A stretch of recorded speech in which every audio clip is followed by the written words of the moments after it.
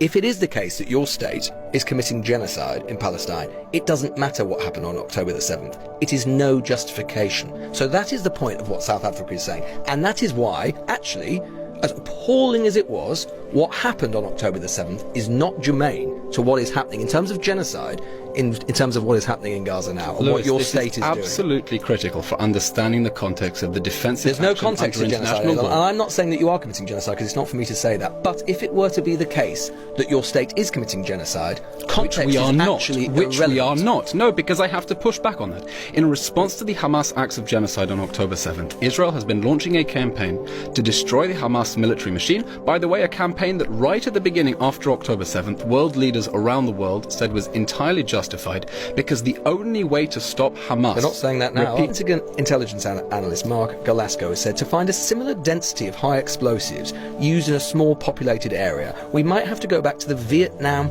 War, when some 20,000 tons of bombs were dropped on Hanoi. Now, leaving aside whether we think this is actually going to realise your aims, which is deliver security to Israel, and if we're making the comparison with the Vietnam War, we can see it didn't do much for the United States, dropping over 20,000 tons of explosives on a tiny area, that is the point, that the proportionality is not proximate to what happened. We can see that in terms of the casualties as well. Over 20,000 Palestinians dead in just 3 months. Of whom how many are militants? Well, we don't know that, but your Well, contention we know. surely you would accept that many civilians have died and been wounded and been maimed. And that is to leave aside the wider humanitarian situation. Many civilians have been hurt. We know that 8,000 Hamas terrorists have been killed. When you look at that ratio of civilian to combatant ratio and you compare that to the UK's own wars in Afghanistan, Iraq and against ISIS, we find that in the context of counter-terrorism wars, that's very much in line and in fact exceeds the standards set by other armies. But I do want to explain this point, Lewis, before you move on to the next question. Israel spent weeks urging an evacuation of northern Gaza. And it spent weeks urging that evacuation because we do not want civilians to be hurt. We don't want them to be in harm's way. Hamas's whole strategy is based on using human shields and hiding behind civilians. Now, in order not to hurt civilians, we urged an evacuation. Notice that inherent contradiction in South Africa's argument, where it tries to claim that Israel's asking civilians to evacuate from a war zone is somehow evidence of genocide. But they can't intent. evacuate from a war zone, can they, though? Because they can't go anywhere. That is what is unique about this conflict. Ultimately, they can't go anywhere. It is a tiny, tiny place. 85% of the population has been displaced. 85%. I can't think of a war where there would be anything remotely comparable to that. Lewis, Hamas spent 16 years building its Never mind military Hamas. infrastructure. No, I'm just not never mind concentrating- Hamas. No, Lewis, not never mind Hamas. Because this is what you do. You always engage in whataboutery. Lewis, this isn't a question about whataboutism. This is a fact that Hamas built a military machine, and those targets are legitimate military targets. In order to reach those 20,000 military targets, Palestinians. in order to reach the military facilities that it built under homes, schools and hospitals, we need civilians to get out of harm's way. Here's what we've done. Can I tell you what we've done to get civilians out of harm's way? First of all, we spent 3 weeks urging an evacuation of northern Gaza before we moved in. As part of that, we placed 70,000 phone calls to Palestinians urging them to leave. We dropped 7 million leaflets, 14 million text messages and 14 million voice messages as well. We secured a humanitarian corridor for people to be able to leave. We established a humanitarian zone and said, here is an area where Hamas is not operating. We think civilians should go there and the UN should set up tents. Now, the situation is so topsy-turvy that the UN then condemns us for designating a humanitarian zone. We are trying to keep civilians protected.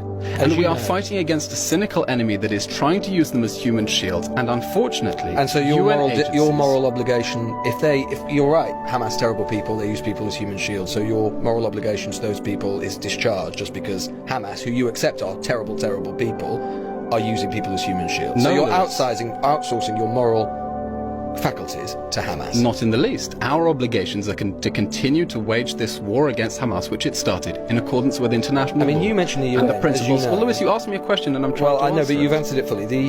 You mentioned the UN. As you know, the UN Under Secretary General for Humanitarian Affairs has says Gaza has simply become uninhabitable. This is the other question, which is it's not just about the bombs that you're dropping and the attacks that you're making. it's in terms of whether Gazans can live. I mean, is there enough food in Gaza right now? Well, at the moment we have excess capacity at the Israeli crossings in order to allow more food into Gaza. We've been saying for weeks, anyone who wants to see more aid going into Gaza should simply send more food. We're now seeing, in fact, twice as many food trucks going into Gaza. Why doesn't Israel send more then? Why don't we send war? Send food into enemy-run territory as we are coming under rocket attacks and there are hostages in there who are being starved? You're happy, basically, that innocent Gazans starve just because maybe some of that food might end up in the mouths of Hamas fighters? Lewis, under international law, there is absolutely no obligation for a party that is at war with another party to supply it provisions. I thought you weren't at war with the Palestinian people. We are at war with Hamas, which governs the Gaza Strip. Our obligation under international law is to facilitate the delivery of aid necessary for the survival of the civilian population. That is what we are doing. And I don't recall any war in history in which one party to a war has sent civilians on the other side aid. By the way, that is what we are doing by streaming water into the Gaza Strip. Electricity that went into the Gaza Strip as well. Unfortunately, the same electricity that was used in order to perpetrate these attacks against us on October 7th. But this is your problem at the ICJ, which is that you are leaving yourself open to the accusation, which many people would say has credibility, that you are starving an entire people, and a people that ultimately you are responsible for. No, Lewis, these accusations are completely without any factual or legal 80% of basis. Gazans have no food. Why don't they have food? Well, for a start, you are not sending in, and you are not allowed, and you are I'm sorry, Lewis. You're consistently critiqued for not allowing enough humanitarian trucks Lewis. to get into the Gaza You're Strip, not sending food to Yemen. That doesn't mean you're not That doesn't mean you are starving Yemen. Israel has no obligation under international law. You have no obligation to send food. Send food? No. Our obligation under international law is to facilitate the delivery. That is why we have more than double the capacity to let more aid trucks in. And if you would like more food to go into Gaza, and we certainly hope more aid will reach civilians in Gaza, you should send it. What we think is outrageous. You wouldn't equate ISIS with the Palestinian people. I would equate ISIS with Hamas, absolutely. Okay, but I mean, for example, the Prime Minister, the Defence Minister and the War Cabinet have been very clear, both in word and in deed, that the Palestinian people are not our enemy. And we hope for the day that we can live in peace and prosperity with them as neighbours, the day after Hamas. Yoav Gallant said we are fighting human animals, we'll eliminate everything, yes. They will regret it. Yes, your Prime Minister evoked a biblical analogy referring to the Israelites' enemy. You must remember what Amalek has done to you. Let me respond to the Defence Major General Ghassan Alan, there will be no electricity, no water in Gaza. There will only be destruction. You wanted hell. You will get hell. I mean, and you wonder why it is that a state like South Africa, which frankly has its own history of difficult human rights violations, is in a position to be able to turn around and say they want these people dead. Your own government is saying it. So if it is Despite the catastrophic death toll it has inflicted, Israel is losing, on the ground and in the court of public opinion.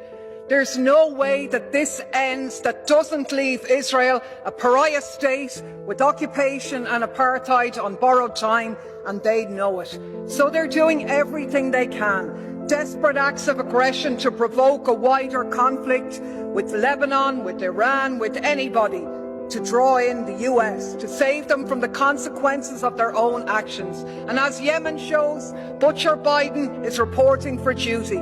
With Europe's Frau genocide by his side, they are the ones who have enabled the continuation of Israeli terror. Without them, it would already be over. So take note, Butcher Biden.